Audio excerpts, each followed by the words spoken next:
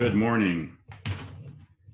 All right, we are finishing up these worksheets we had from last class, and then we'll continue with DC circuits and get into current and resistance.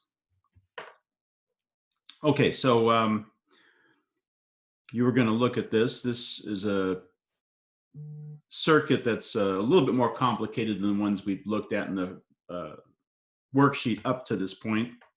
So you want to look at this circuit, 3 light bulbs. You did something like this in lab, right? And we want to rank the voltages across the battery, bulb 1, bulb 2, and bulb 3. So the battery voltage has to be the biggest out of all of this, right? Because it splits the battery voltage. Let's get our highlighters out. And let's call, I like to use green for my ground or my lowest potential. So if this is 0 volts right here,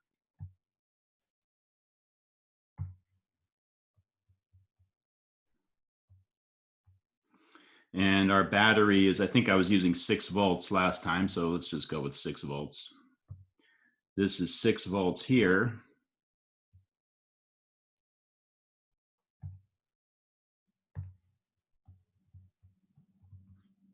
This is for a 6-volt battery, right?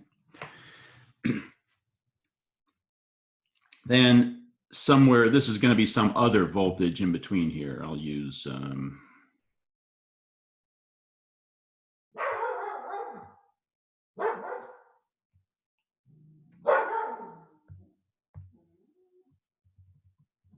some other voltage there, right? In between. But we know it has to be less than the voltage across the battery, right? The battery voltage is from the blue to the green, 6 volts. This is going to be somewhere in between.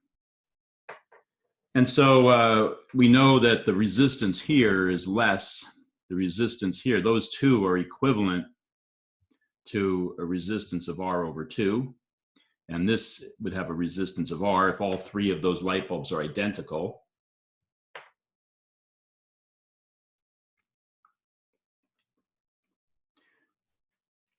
I think of these wires, because the wires have no resistance, because they're perfect conductors, the potential is the same everywhere. They're basically an equipotential surface.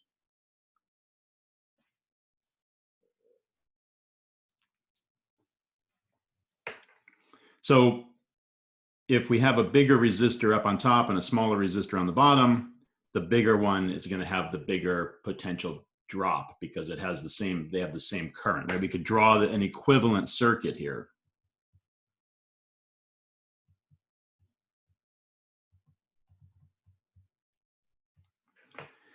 And if those two are in series, they have the same current, the bigger resistor is going to have the bigger potential drop. So what do we get here? We get the battery voltage is the greatest, and then the delta V across bulb 1, and I hope everyone had, 2 and 3 had to be equal. They are in parallel to each other. All right, so I was going to set this up with the light bulbs like I did last time, but I don't think that worked very well. I don't think you could really see that too well. So instead, I decided to make a Phet simulation. So let's, I'll share that with you. Hopefully you did this, right? It's so easy to throw these Phet simulations together just to check. So here's that circuit. I just left all the resistors the same, 10 ohms each. They're identical light bulbs, pick a number as long as they're all the same. And I set my 6 volts over here because that's the number I happened to pick last time.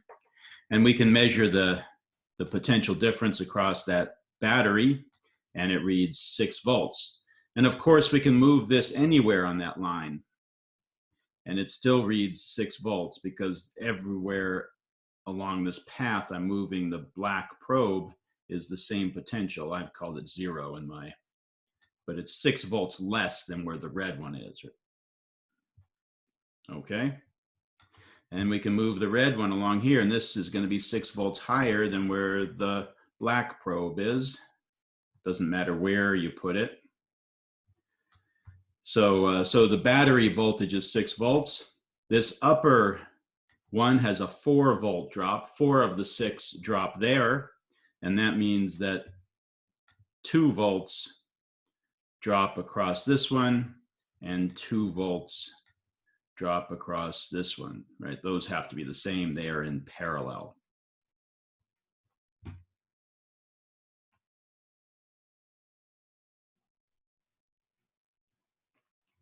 Okay.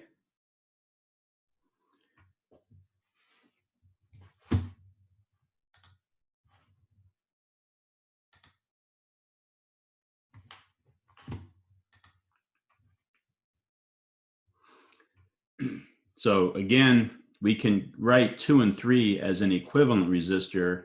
Because they're in parallel, they have a lower overall resistance. If each one is R, the equivalent resistance is R over 2 for those 2 in parallel.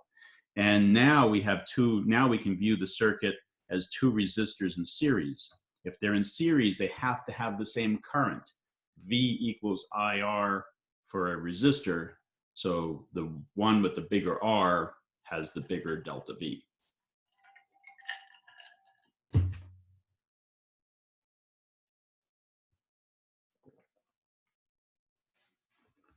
Okay, so now we've got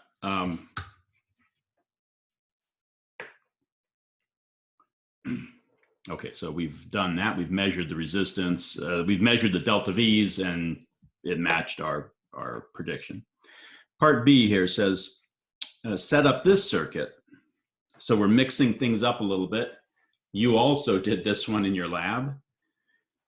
Predict the voltmeter measurements across each of the elements. So let's do that. And and the current. So the current is going to split up, right? We've got current coming out of the battery. And then it splits up. Some of it goes through 1 here. Some of it goes through 2 and 3.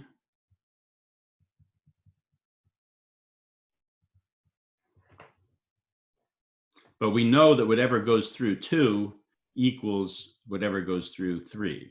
They're in series. So the current here is going to split. Which one's going to be the greatest?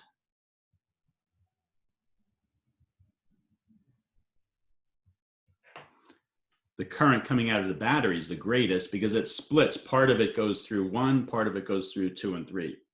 Now, which path is going to get more current? The one with the smallest resistance. The current is just as lazy as the rest of us. It wants to take the path of least resistance to the other side. So the path with bulbs 2 and 3 has twice as much resistance, right? You add resistance in series, twice as much resistance as the path through 1. So 1 is going to get twice as much current as the others. And I2 has to equal I3 because they're in series. They have to have the same current. Okay, now voltages. The battery voltage is the same as what?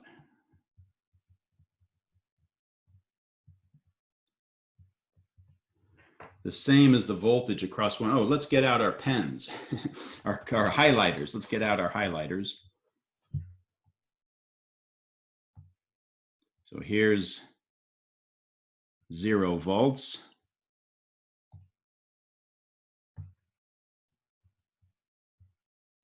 And if my battery is 6 volts, then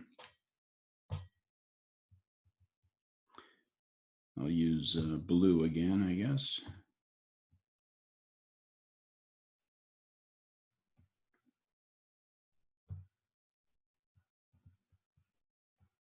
So anywhere I hook up my probes on my voltmeter, if one of the probes is on that green highlighted path, anywhere on that path, and the other probe is on the blue highlighted path, anywhere on that path, it's going to read a delta V of 6 volts. So the battery is 6 volts, bulb 1 is 6 volts, and then it's going to be different in here, right? There's a different voltage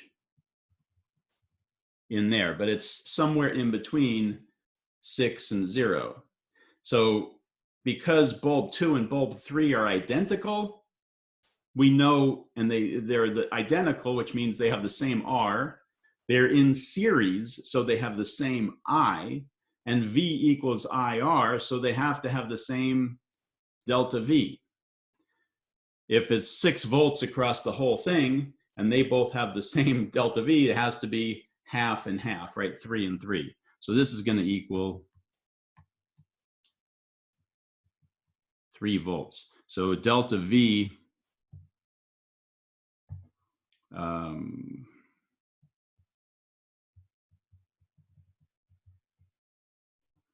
delta V will be less for each of those than it is for one. Should we check and make sure?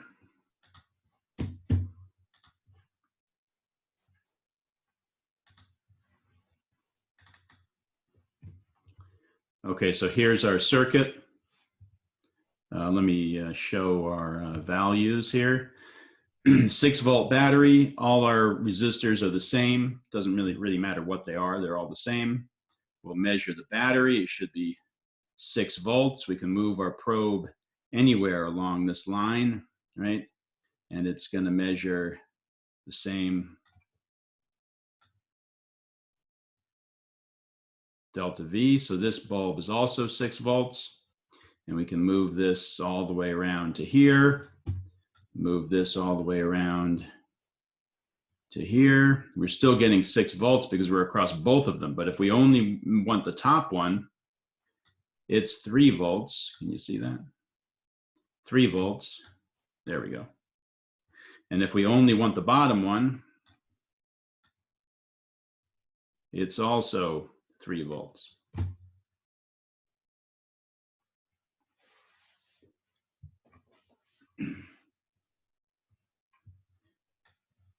So we knew the voltage drop across the top one and the voltage drop across the bottom one had to be equal because they're in series. And if they're in series, they have the same I and they're identical. That means they have the same R, and V equals IR. So if I is the same and R is the same, then delta V is the same. And if there's only 2 of them and the total potential drop is 6, then half of it has to be across the first and half has to be across the second.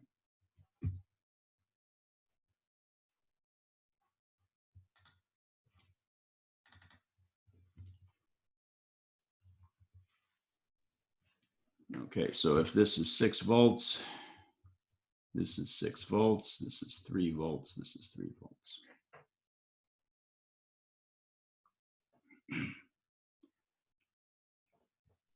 Okay, now it's asking about the paths that you can take moving around. So for the first one, the current can come out of the battery. I'll use green. It can come out of the battery and it can take this path and come back to the battery, or it can come out of the battery and decide to take this path, right? And come back. So there are 2 different paths the current can take. On the other side, the current could come out of the battery and take this path, or it could take this path. 2 different paths for the current to take. And what we will learn is that the total voltage rises and drops along one loop has to be 0, because these potential differences are like elevation changes. So if you start out on a hike and you go up a hill, down a hill, up a hill, down a hill, and you end up back where you started, you have to be back at the same elevation again. It's the same with potential. If you walk around a circuit, any path around a circuit, and you get back to where you started, you have to be at the same potential again. So all the delta V's have to add to zero. The rises and drops have to add up to zero around any closed loop in a circuit.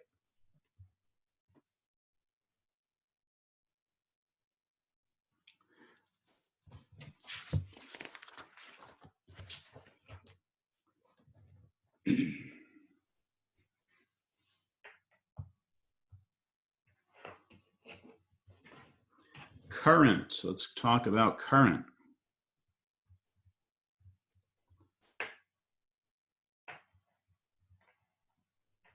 And resistance.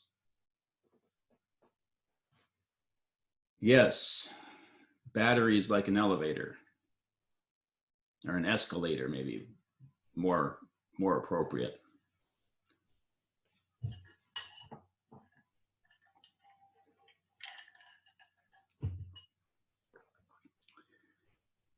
All right, so we know that our current is the direction of positive charge flow if positive charges flowed, right?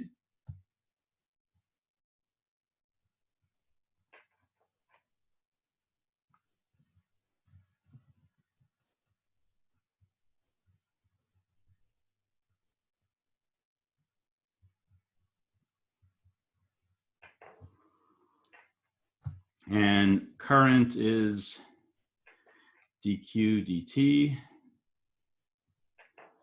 and the units are coulombs per second.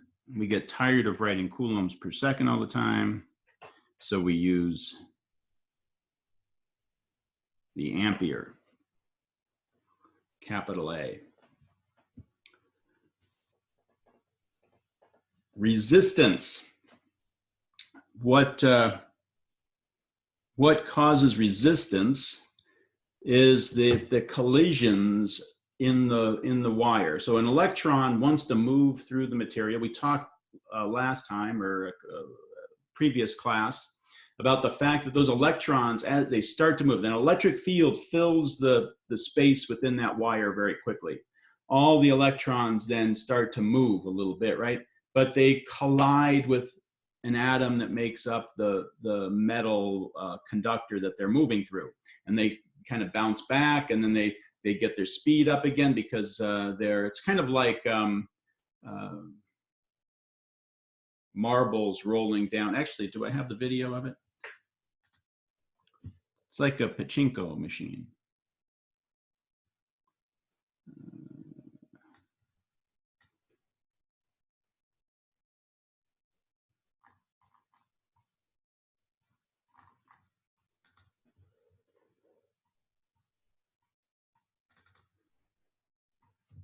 Not that this is all that helpful, but.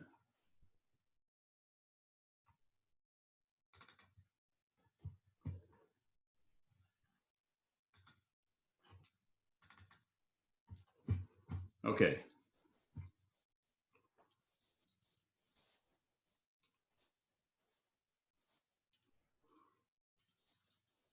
You're getting a visual. So the marbles are like electrons trying to move through a wire, and every time they start to gain some speed, they bang into something and their path gets disrupted.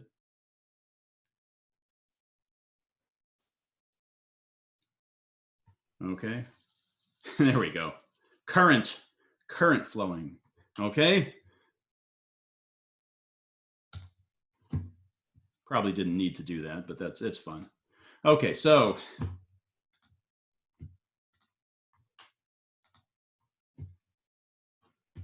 I shouldn't have done that. Now I've got to reset everything.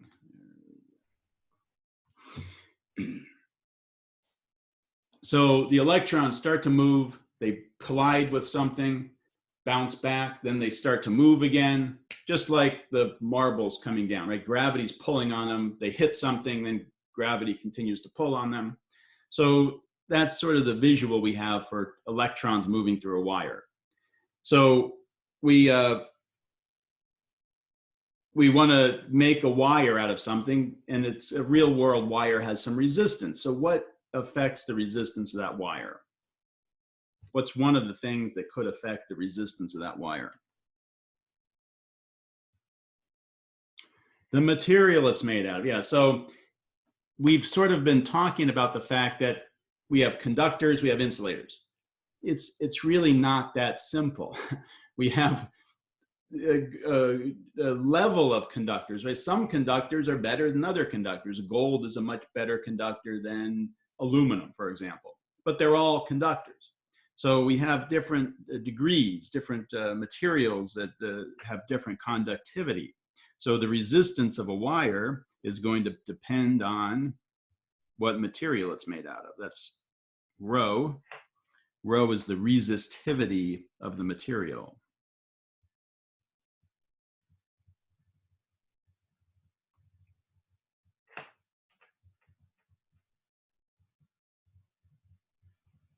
What else would the resistance of that wire depend on? The length. It's easier to fight your way through a small section than to fight your way through a long section, right? So this is going to be proportional to the length. And the temperature also, but we'll come back to that. And what else?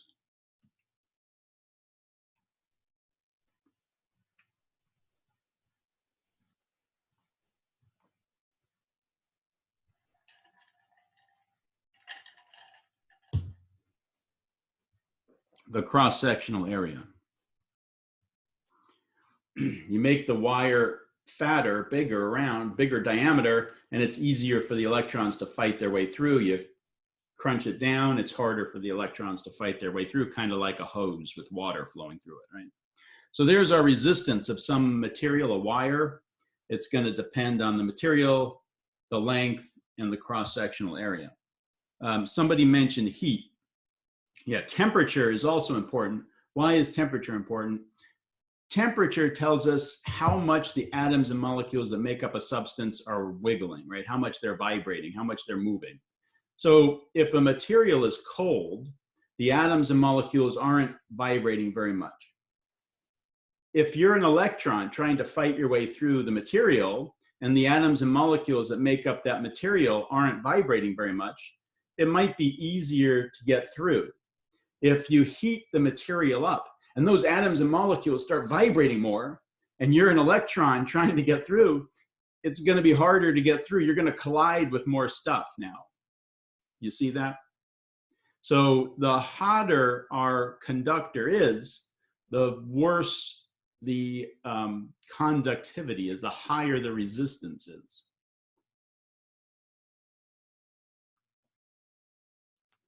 So there's a formula in the book. The resistance is some reference resistance, the resistance at some known temperature, times 1 plus a coefficient, temperature coefficient of resistivity, and then the temperature difference.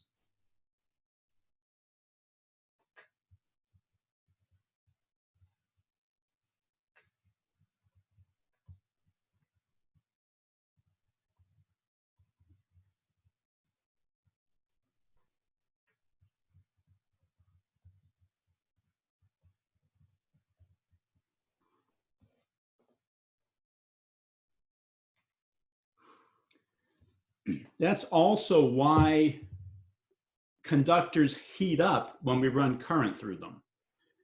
The electrons start to move through the wire. They collide with the atoms and molecules that make up the wire. Every time they collide, what do? They give a little energy to the atom and molecule that they collide with. Now that atom and molecule or molecule starts to vibrate a little bit more because it was given a little more energy. Every time the electrons collide with them, they get a little more energy. They start vibrating more. What does vibration tell us? Temperature. That means they are hotter than they were before the collision. So when you run current through a conductor, it typically heats up due to the resistance in the wire.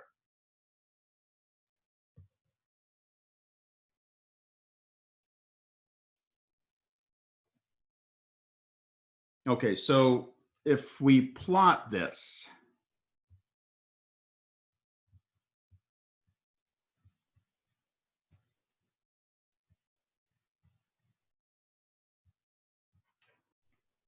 temperature, it comes down and then it does something like that. It never goes to zero. But we have some materials called superconductors.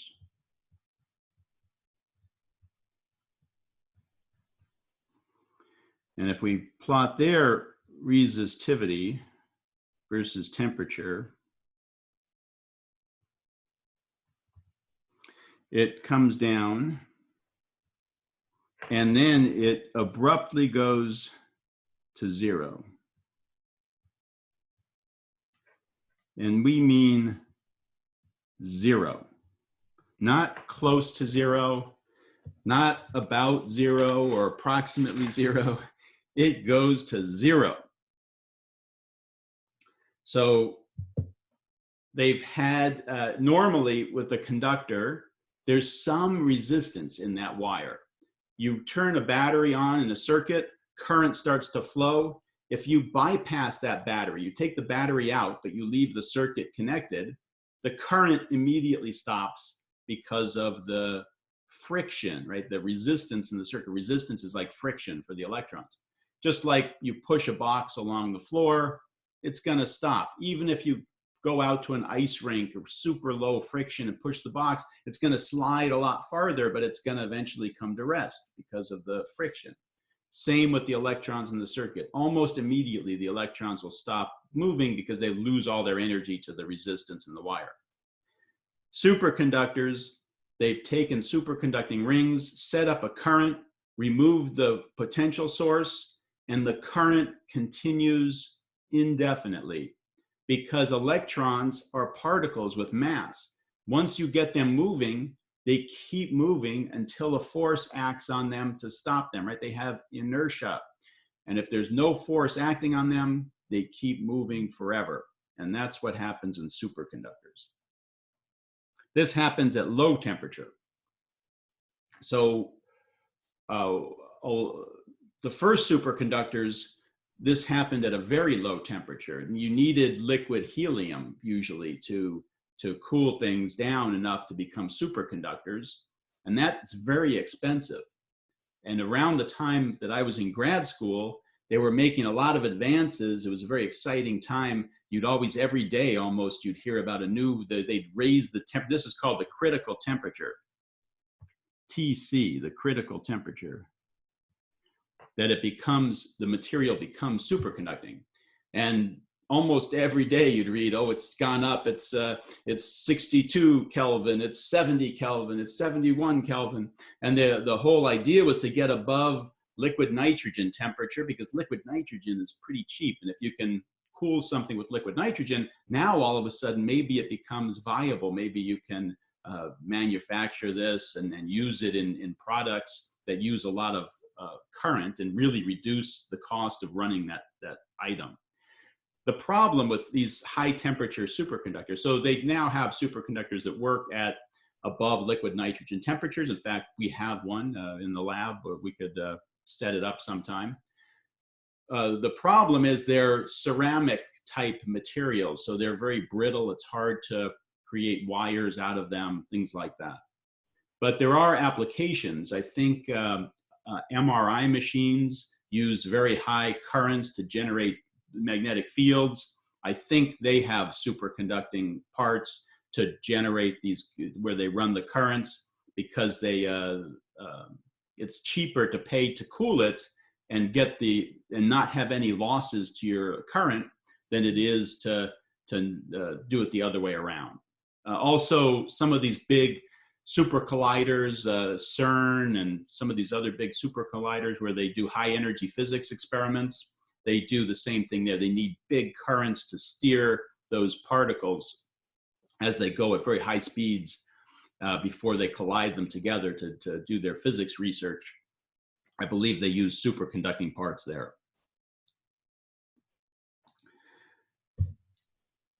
So a lot of promise there, but there's still a long way to go to get the, I mean, the holy grail, of course, is to get a material at room temperature that becomes superconducting. We're not anywhere near that yet.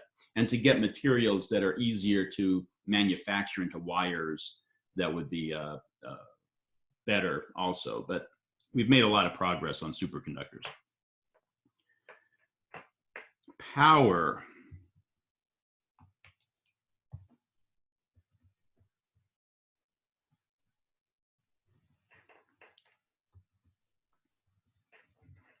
Power is energy over time, right? In 4a, we talk a little bit about the fact that motors, you might have two cars, let's say, that are the same weight. The light turns green. They both can accelerate up to highway speed or whatever, but one of them can do it much faster than the other one. Maybe that's important, right? They both cars did the same amount of work. They got the same mass from rest to some highway speed, but one did it in a much shorter time. That's power, right? That other car is more powerful. It got the work done, the same work in a shorter time period. So that's what power is about: work per time, energy per time. And the reason we use it so much in circuits is because the current is flowing, right? If all we cared about was energy, we would look at charge. How much charge goes through a light bulb in a given amount of time would give us energy. But charge is always changing, right? It's flowing through the current, through the light bulb. We have a current, a charge per unit time going through the current. So it just makes sense to think of energy per unit time. Let's just get everything in terms of per unit time. So charge per unit time is current. Energy per unit time is power. So we start thinking, what's the current through the light bulb? How much power is it dissipating? We just start thinking in those terms, and it's just a lot easier, because otherwise we'd be multiplying everything by time or dividing everything by time all the time. Units for power: joules per second, which is the watt.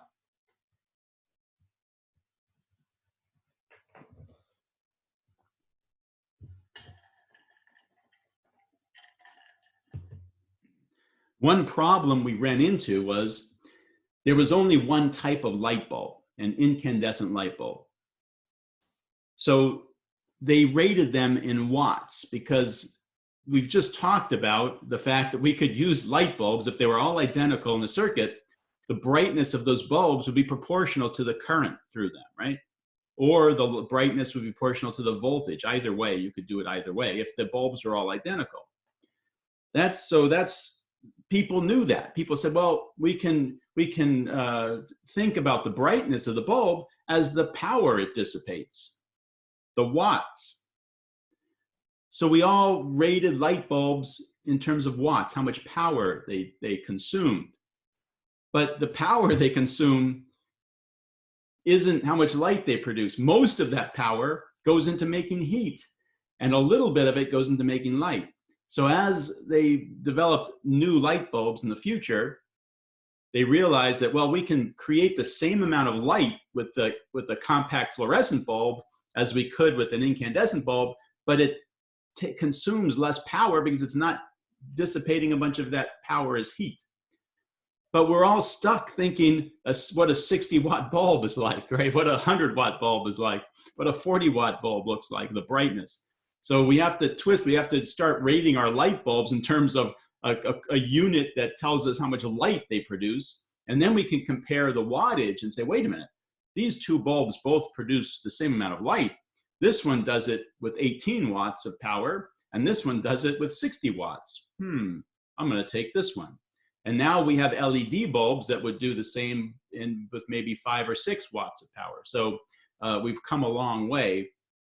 But we have to twist our mindset and stop thinking about brightness in terms of power, start thinking about brightness in terms of brightness. All right, and power, of course, I think we mentioned it, is IV, current times voltage. And because V equals IR, we can twist this around and write it as I squared R or V squared over R. Those are all equivalent because V equals IR. And you pick the one that makes sense for the situation. If you're given current and voltage and you have no idea what the resistance is, you use that to determine the power. If you know the resistance and the voltage, you use V squared over R. I use the one that makes sense for the situation.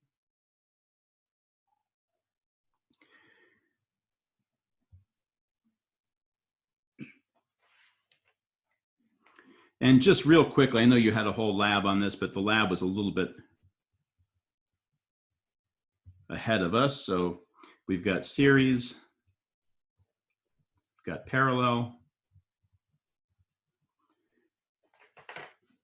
Series circuit, of course, would be something like this.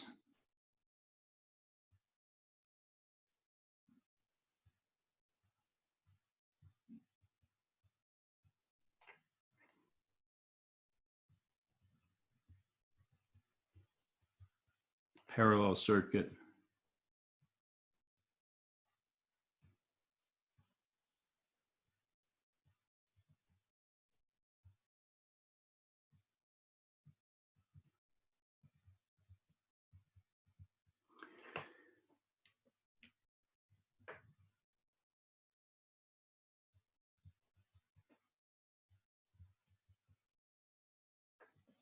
And we know that for series, the voltages add up.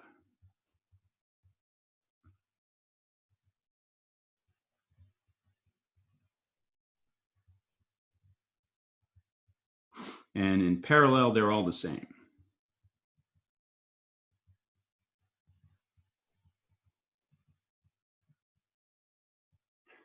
And we know that the currents are all the same over here in series.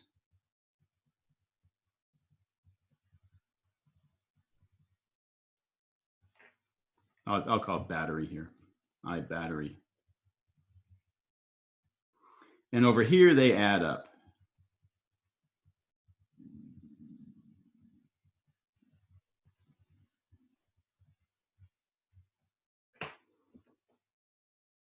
And we know that our equivalent resistance is going to be the sum of these. They add up. If we had more, we could just add them up there, right?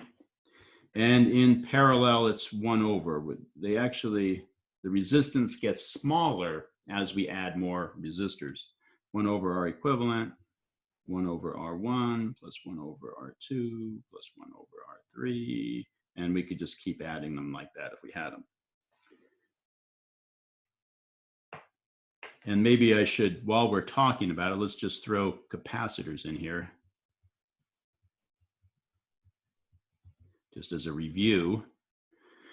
And so capacitors, the same voltage rules apply, right? The voltages add up when you're doing series, and they're the same in parallel. But instead of I, we don't have current in them, we have a Q, right? So the charge on each of these, Q1 is equal to Q2 is equal to Q3 is equal to Q total. And over here, we have Q1 plus Q2 plus Q3 is equal to Q total. And our C equivalent, the equivalent capacitances are just the opposite as the resistors. These we add the 1 over C1, 1 over C2, 1 over C3. And over here, we say we just add them up.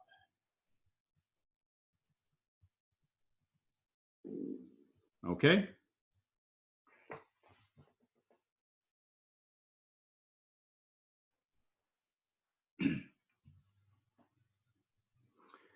So for current, if there's not a fork in the road, if there's not a branch in the circuit that comes off, the current has to be the same. Current is physical charges, things with mass moving along a line, and they don't just magically disappear. So if the current, whatever charges come out of the battery, if there's no fork in the road, if there's no branch, they have to go through the next element. These items are all four of these are in series, right? The battery and the three resistors are all in series here. Whereas the current that comes out of here gets to a fork in the road, and some can take one path and some can take another path. It can split here. Some can go this way, some can go that way. So it can change after that point. Think about water flowing in a river. If there's no branch that comes off, the amount of water is going to be the same. And then if a little stream comes off of the river, then the amount of water changes, right? You've lost some to that stream.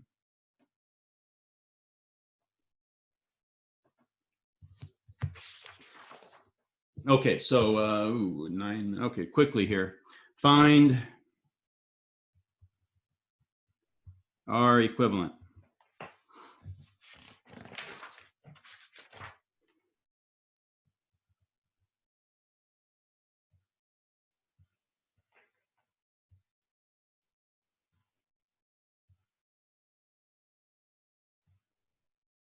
Okay, so we'll call this 1, 2 ohms, 3 ohms, and 6 ohms.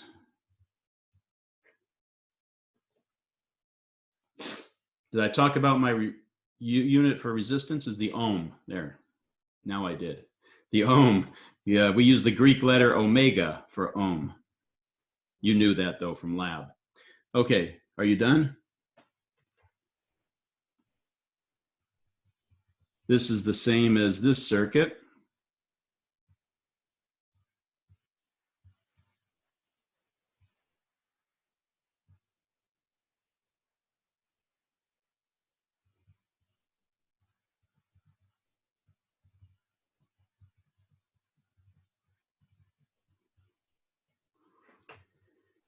Six ohms, because those three are in series.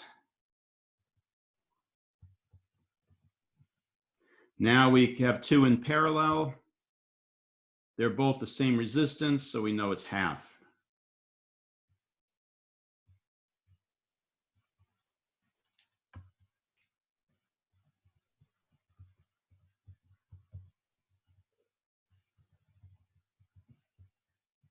Okay, good. Now, find the equivalent resistance of this one.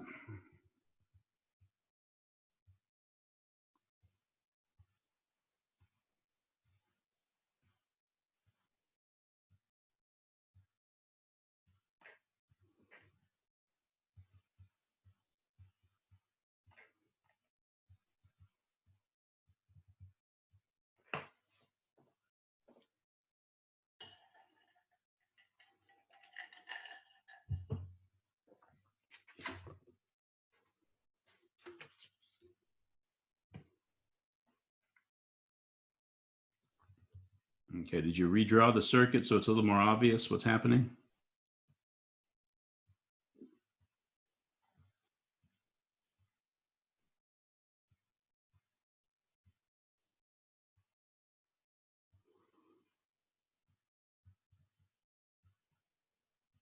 Is that the same thing? Yes, it is. Okay, maybe that's more obvious to you. Get your pliers out, get your imaginary pliers out and bend the wires so that they're a little straighter. If it helps you picture what's going on, that's okay. So we can combine these, right? The 1 and the 4 are in series. So that's the same as a 5.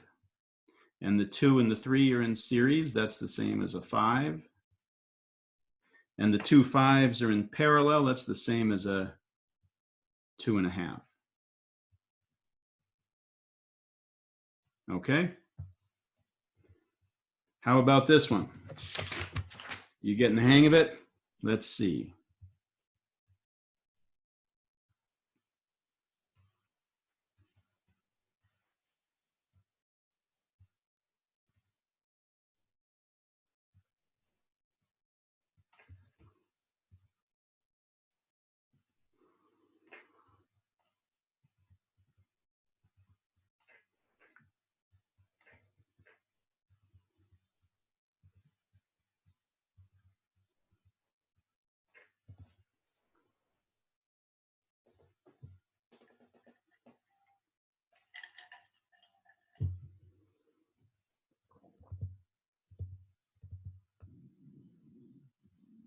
You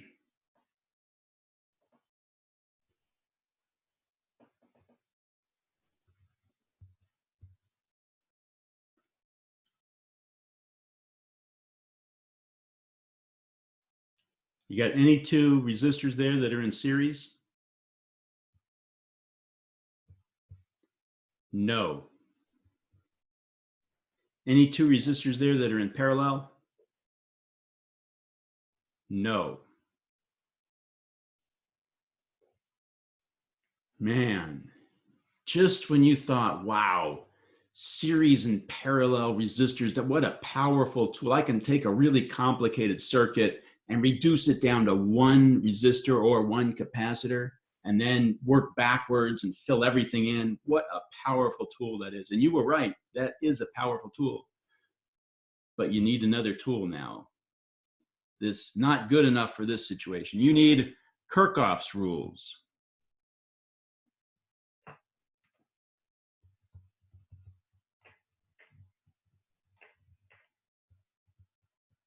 Can never spell this guy's name right. I think that's it. Okay, so the idea here, let's see if we can get through this in 5 minutes. So you can practice it. So it's used for circuits where once we've reduced them down, well, you don't have to, but sometimes it's nice to reduce it down to as much as you can using series and parallel. But then you get to a point where you can't reduce it anymore. Something like this. Let's do this circuit.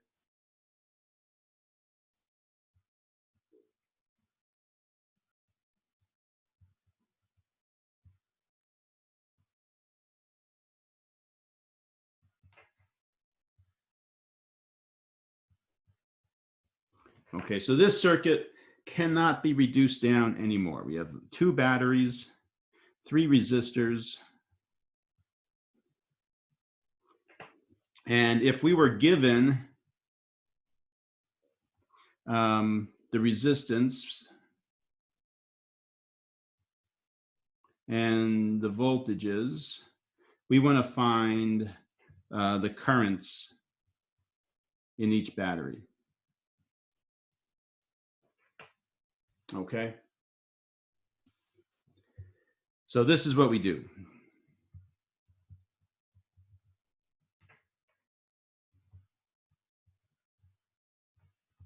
Define the current direction in each branch. And this is, you're just guessing.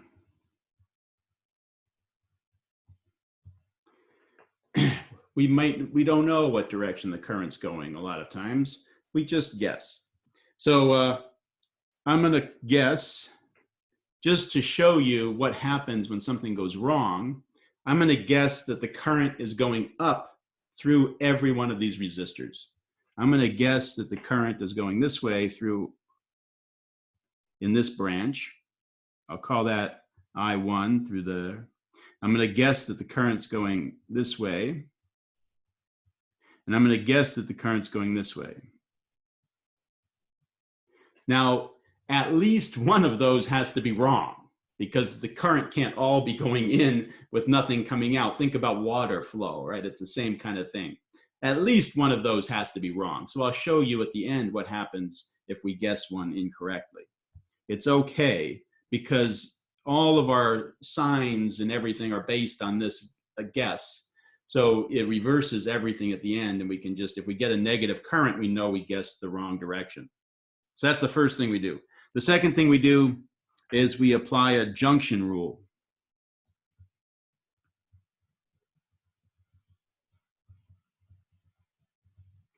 And that is the sum of all the current into a circuit, into a junction, is equal to the sum of all the current out. So at A, let's call this junction A. That's an A. And this junction B. Those are junctions, right? Where wires branch off or come together. Those are junctions. So let's take a look at A and B. At A, what do we get? The sum of all the current in. Well, all 3 are going in, right? we get I1 plus I2 plus I3 is equal to the sum of what's going out. What's going out? Nothing. That's I3. And at junction B, what do we get? We get 0 coming in, and I1 plus I2 plus I3 going out. We get the exact same thing. Those two junctions are identical. So we can't use both of them. They give us the exact same equation. So we use 1 in this case. This junction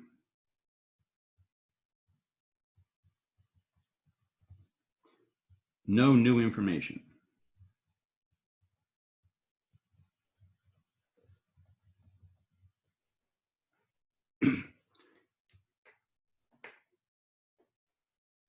You have 2 more minutes?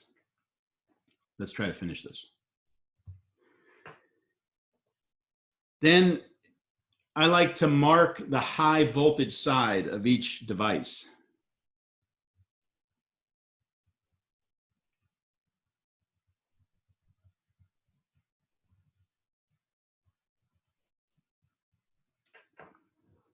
And mark the low voltage side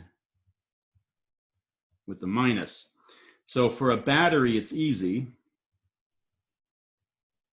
The long line is the plus and the short line is the minus, always, always. For a resistor, it depends on the flow of current.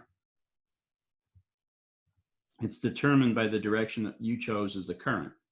So if the current is going this way, then the left side has to be the high voltage side and the right side has to be the low voltage side, because I always flows. I is the flow of positive charges. What direction do positive charges flow? From high potential to low potential, right? In the direction of the electric field.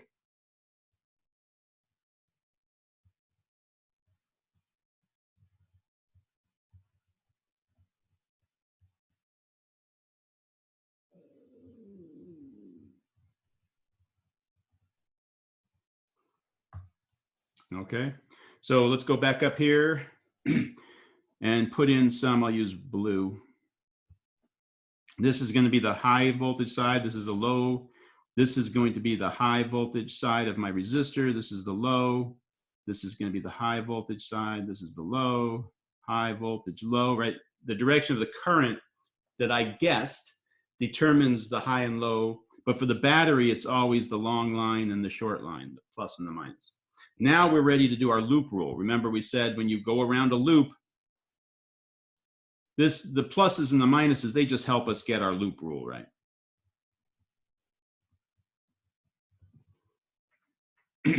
So I'm going to do a loop here. I'm going to use blue. I'm going to start in this lower left corner, and I'm going to go around this loop right here and end up back where I started. So I'm just going to think of it like a hiking trail, okay? I start walking, and what's the first thing I do? I go in the low voltage side of the battery, and I come out the high voltage side. So I've gone up by the potential of that battery, right? I've just risen by V1. So I'm going to call this loop 1. I'm going to should right here. This is going to be loop 1.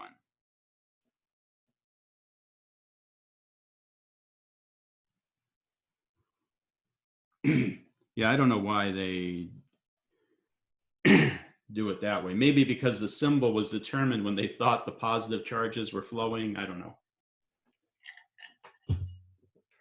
So loop 1, we've got plus V1. That's the first thing we do, right? What's next? Next thing, we go in the high side of the resistor and come out the low side. We're going with the current. So we drop by the potential drop across the resistor, which is IR. So we've dropped now I1, R1. Now where are we? Now we are right here.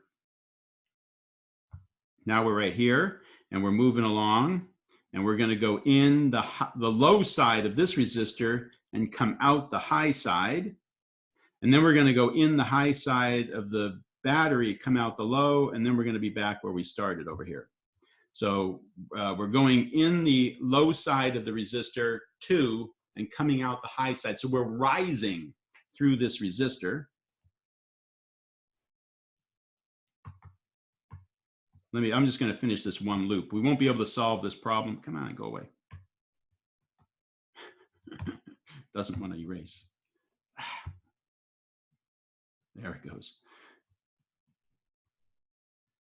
And then we drop through the other battery and we get 0. So this gives us one equation, and our junction rule gives us one equation, but we need 3 equations, right? We have 3 unknowns, I1, I2, and I3. So you need a second loop rule. You can do that on your own, and we'll continue with Kirchhoff's rules next time. But the main point here is, just because it's a battery doesn't mean it's a rise in voltage. If you're going in one direction through your loop, the battery could be a rise. If you go the opposite direction, the battery is going to be a drop. Right here I have 2 batteries. One's a rise, one's a drop. Depends on what direction you're going through your loop. Here I have 2 resistors. One's a drop in voltage, one's a rise in voltage, because one of them I was going with the current, the other one I was going opposite the current. So your direction you go around your loop is very important. Kirchhoff's rules are very simple once you learn the details, right? All of it is in the details. If you're careful with your signs, these will be the easiest points you ever get on a physics exam. If you're not careful, you've thrown away easy points, okay? So just be careful with the details. And we'll continue with this next time. If you're interested, we've got a review session later this afternoon. Okay? Have a good weekend.